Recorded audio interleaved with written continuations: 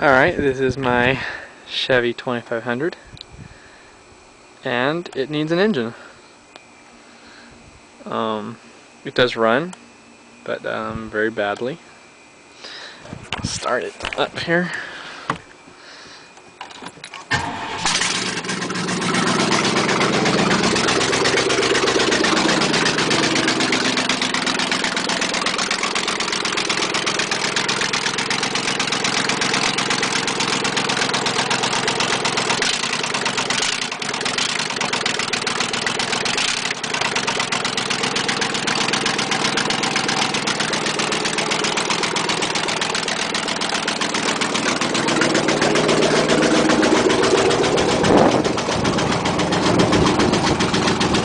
What a shame.